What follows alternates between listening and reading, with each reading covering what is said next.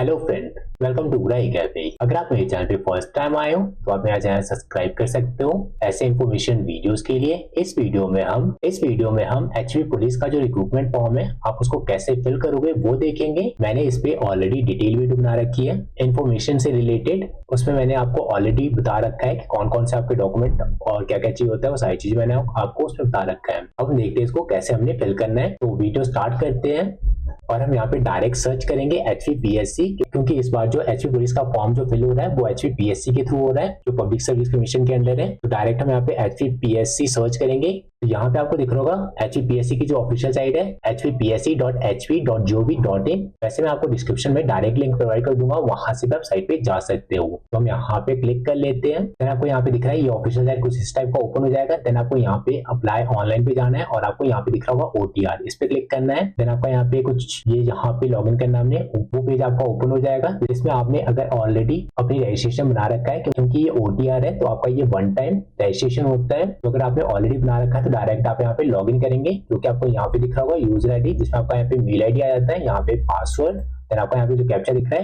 यहाँ पे कैप्चा डालने के बाद डायरेक्ट हम लॉगिन करते हैं।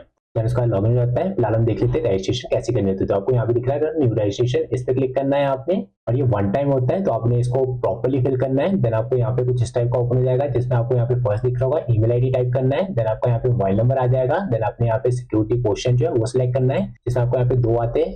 आपका मतलब इसमें से कोई भी एक चूज करना होता है और उसका आंसर जो है यहाँ पे टाइप कर लोगे और आप यहाँ पे पासवर्ड जनरेट करोगे। तो पासवर्ड आप यहाँ पे कुछ भी रख सकते हो, नेम @ या नंबर वगैरह आगे उसके रख सकते हो।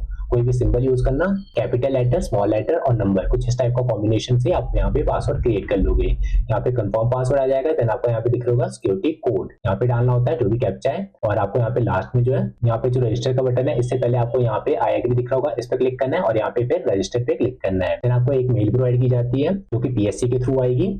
उस मेल पे आपको एक लिंक प्रोवाइड किया जाएगा, उस पर क्लिक करना है और आपको जो ओटीपी आएगा वो आपके नंबर पे आएगा। एंड जब वो आप मेल जो है उसको ओपन करते हो, उसमें आपको ओटीपी जो आपको मोबाइल नंबर पे है वो डालने के बाद आपकी जो यहाँ पे रजिस्ट्रेशन है, मतलब आपकी जो मेल आईडी है वो एक्टिवेट हो जाएगी, जिसके थ्रू आप यहाँ पे लॉगिन करोगे। तो यहाँ पे आपका रजिस्ट्रेशन हो जाएगा। जो फर्स्ट रजिस्ट्रेशन है, फर्स्ट स्टेप जो रहता है वो हो जाएगा। देन डायरेक्ट आप यहाँ पे लॉगिन करोगे। तो आप यहाँ पे जाते हो लॉगिन पेज पे, यहाँ पे यूजर आईडी, पासवर्ड और यहाँ पे कैप्चर डालने के बाद डायरेक्ट लॉगिन करोगे।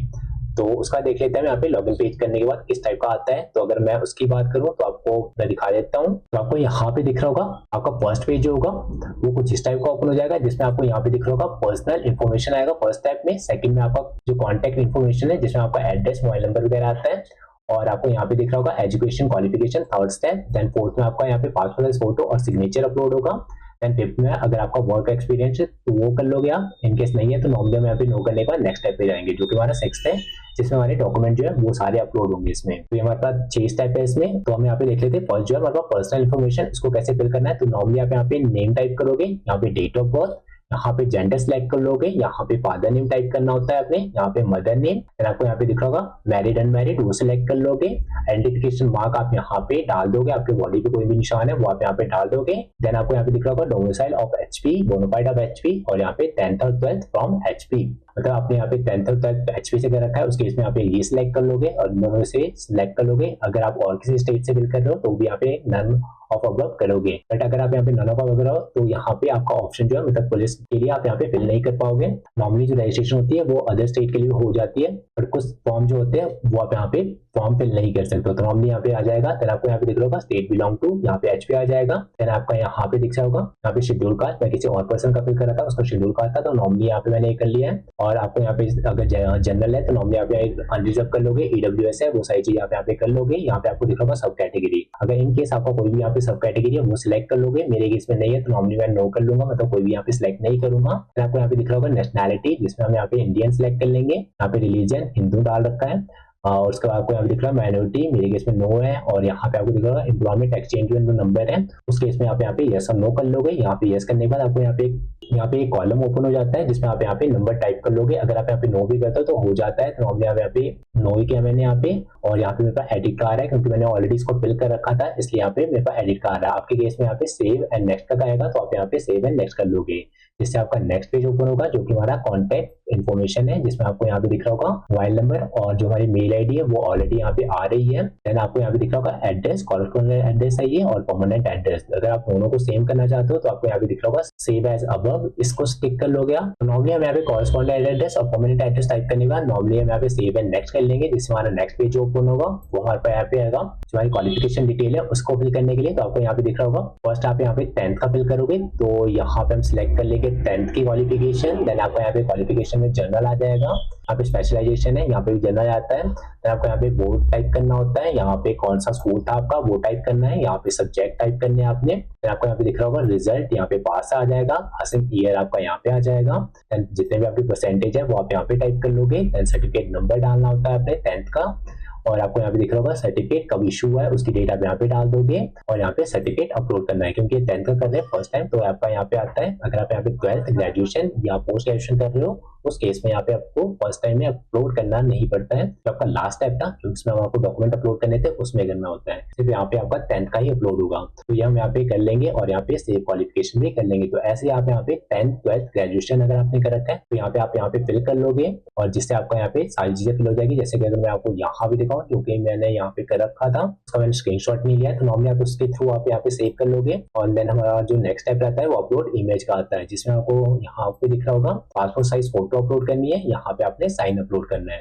इसका जो साइज रहता है आपका वो रहता है आपका यहाँ पे दिख रहा होगा 10 से लेके 100 KB तक, और यहाँ पे जो डायमेंशन मेंशन कर रखा है वो 3.5 टू 4.5 सेंटीमीटर के बीच में होना चाहिए, तभी अपलोड होगा, नहीं तो आपको ये एरर शो करेगा। इनकेस आपका यहाँ पे नहीं बनता है तो मुझे आपने व्हाट्सएप कर देना है, जिससे मैं आपको यहाँ पे बना के फॉरवर्ड कर दूंगा, जिससे आप यहाँ पे अपलोड कर सकते हो। दोनों का ऐसे ही सेम आपका यहाँ पे साइज है 10 से लेके 50 KB तक सिग्नेचर का, और जो फोटो का साइज है वो 10 से लेके 100 KB तक है। वैसे मैंने एक साइट बना रखी है, जैसे कि अगर मैं उस पर काम कर रहा था काफी टाइम से, आपको दिख रहा होगा यूट्यूब पे मैंने वीडियो अपलोड नहीं की है, मैं एक वेबसाइट बना रहा हूँ अपनी ही वेबसाइट। जैसे कि अगर मैं आपको यहाँ पे दिखाऊं उसमें आपको यहाँ पे सारी चीजें प्रोवाइड कर दूंगा, जिससे आपका यहाँ पे फोटो साइज वगैरह वो सारी चीजें दिख जाएगी, और जितनी भी इन्फॉर्मेशन वगैरह आएगी वो आपको उसी में आ जाएगी। अगर मैं यहाँ पे सर्च करूँ ugra-ecafe.in, तो आपको यहाँ पे जो मेरी वेबसाइट है उस पर मैं अभी काम कर रहा हूँ, फिलहाल उस पर काम चल रहा है, तो आपको यहाँ पे दिख रहा है कुछ इस टाइप का आपको दिख जाएगा, जिसमें आपको यहाँ पे यूट्यूब वीडियो दिख जाएगी, यहाँ पे स्लाइड जितने भी आपके रिक्रूटमेंट वगैरह चल रहे हैं वो आ जाएंगे। और यहाँ पे अभी मैं इसको कर रहा हूँ ये लेटेस्ट जॉब वगैरह, यहाँ पे आपको कॉलेज रिलेटेड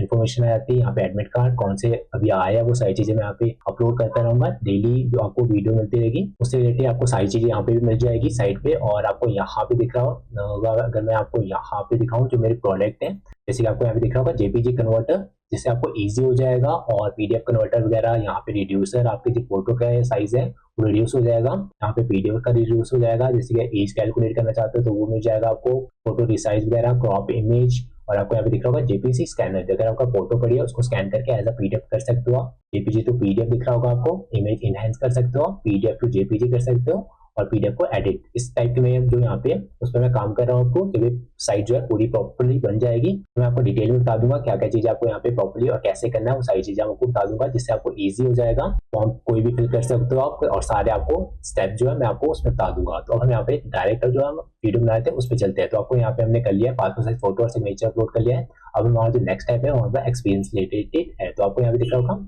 यहाँ पे एक्सपीरियंस, यहाँ पे नॉर्मली यस कर रखा है, मेरे केस में नो है, तो नॉर्मली मैं यहाँ पे नो करके यहाँ पे सेव एंड नेक्स्ट पे क्लिक करूंगा, जिससे हमारा नेक्स्ट पेज ओपन होगा, वो डॉक्यूमेंट से रिलेटेड होगा। तो आपको यहाँ पे दिख रहा होगा, यहाँ पे मैंने 10th और 12th अपलोड कर दिया था, और आपको यहाँ पे दिख रहा होगा अपलोड का यहाँ पे ऑप्शन आ रहा है, और हमने यहाँ पे 10th का ऑलरेडी अपलोड किया था, तो यहाँ पे हम अपलोड कर लेंगे, जिससे हमारा जो अपलोड करके जो आएगा वो कुछ इस टाइप का आएगा, जिसका आपको यहाँ पे दिख रहा है पीडीएफ यहाँ पे अपलोड हो गई है, और यहाँ पे जो फॉर्मेट रहेगा वो पीडीएफ के केस में रहेगा, अगर आप यहाँ पे जेपीजी करते हो तो यहाँ पे अपलोड नहीं होगा। तो नॉर्मली ये सारी चीजें करने के बाद आपको यहाँ पे दिख रहा होगा 100% हमारा जो यहाँ पे प्रोफाइल है कंप्लीट हो चुकी है। अगर आपको यहाँ पे 100% आता है तभी आपका ये शो करेगा। तो अगर मैं नेक्स्ट पेज पे आपको दिखाऊं, यहाँ पे आपको दिख रहा होगा रिक्रूटमेंट, मतलब जो एडवर्टाइजमेंट है ये आपको यहाँ पे शो कर रहा होगा। अगर आपका यहाँ पे 100% नहीं कर रहा है, सपोज करो यहाँ पे आपका 100% नहीं है, तो आपको यहाँ पे प्रोफाइल में यहाँ पे ये शो नहीं करेगा, यहाँ पे 0 शो करेगा, और यहाँ पे ऑल एडवर्टाइजमेंट पे आपको 2 शो करेगा, बट यहाँ पे आपको ब्लैंक शो करेगा अगर आपका वहाँ पे 100% नहीं हुआ है।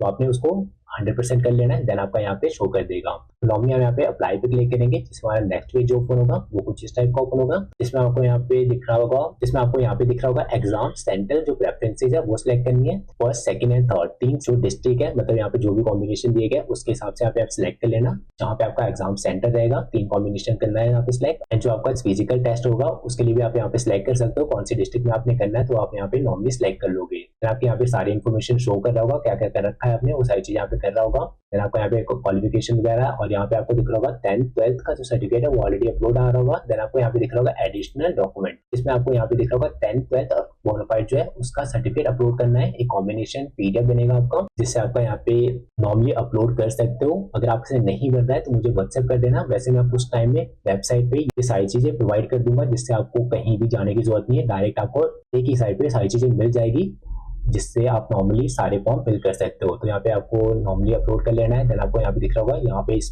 चेकबॉक्स को टिक करना है और यहाँ पे सबमिट एप्लीकेशन पे क्लिक करना है, जिससे आपका एक पॉपअप ओपन होगा जो कि कुछ इस टाइप का होगा। जैसे कि आपको यहाँ पे दिख रहा होगा 10th 12th अपलोड है, और यहाँ पे नॉर्मली टिक करने के बाद यहाँ पे प्रोसीड टू नेक्स्ट पे क्लिक करेंगे। देन हमारा जो सबमिट हो जाएगा, जो हमारा फॉर्म है वो सबमिट हो जाएगा एंड हम डायरेक्ट पेमेंट पेज पे आ जाएंगे। तो आपको यहाँ पे दिख रहा होगा हमारी पेमेंट जो हो रही है 600 रुपीज हो रही है। डायरेक्ट हम यहाँ पे सबमिट पे क्लिक करेंगे और पेमेंट कर देंगे। पेमेंट कर सकते हो आप debit card, credit card, UPI के थ्रू पेमेंट कर सकते हो, क्यूआर के थ्रू डायरेक्ट पेमेंट हो जाती है।